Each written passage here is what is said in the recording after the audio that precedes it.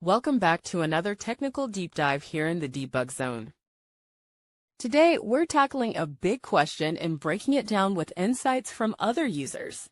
Hopefully, this clears up some misconceptions and helps you get the answer you need.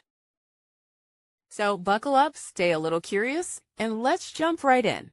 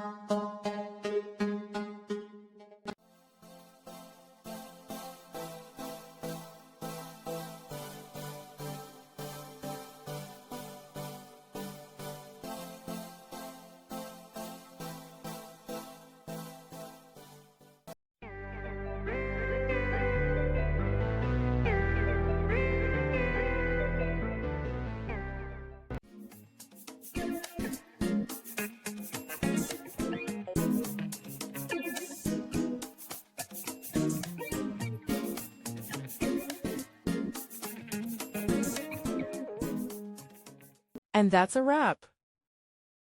I hope you found the answer you were looking for.